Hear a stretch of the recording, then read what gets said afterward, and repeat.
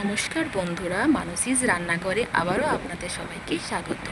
আজকে নিয়ে এসেছি আমি একটা চটজলদি রেসিপি নিয়ে, যাতে বাচ্চাদের টিফিনও এটা চলবে আর ব্রেকফাস্টও খুব কম সময়ে বানানো যেতে পারে। তো চলুন দেখে নিই রেসিপিটা কি।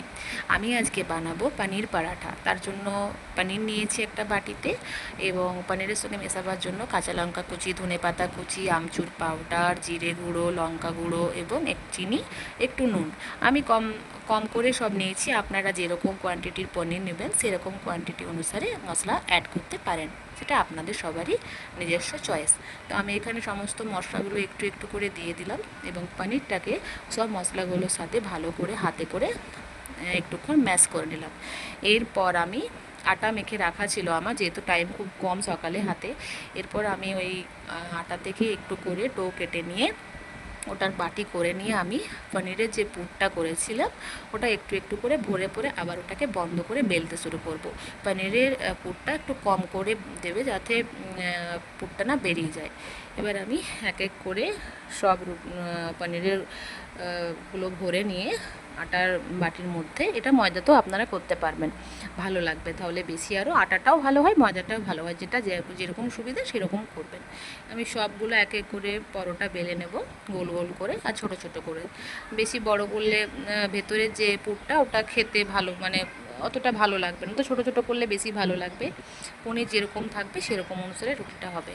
এরপর আমি এপিট ওপিট করে ভালো করে এক একটা করে রুটি সেঁকে পরে ব্রাশে করে আমি অয়েল লাগিয়ে দিচ্ছিলাম। এটাতে বেশি বাটারও করা যেতে পারে, ঘিও করা যেতে পারে। তো আমি সাদা তেল দিয়ে বানিয়েছি, আপনারা চাইলে বাটার ঘি দিয়েও করতে পারেন, সেন্ট ভালো আসবে এবং খেতেও ভালো লাগবে।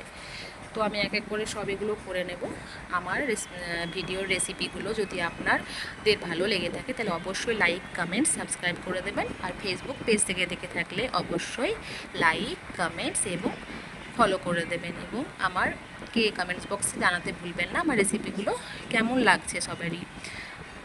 এরপর আমি আবার রুটিটা পাল্টে দেবো, একটা একটা করে করে ভালোভাবে রুটির মতন সেঁকে নেওয়ার পর আমি কিন্তু এটা অয়েলটা দিয়েছি। এখানে আমার রেডি হয়ে গেছে পনির পরাঠা, এবং আমি সস দিয়েও খেতে পারেন, আচার দিয়েও খেতে পারেন, আপনাদের এটা পছন্দ।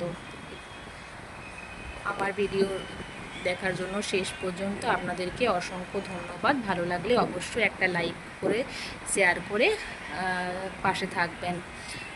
আমার এখানে রেডি হয়ে গেছে পনির পরাঠা। এবারে দেখতে কত সুন্দর লাগছে, আপনারাও ট্রাই করবেন। Thank you so much.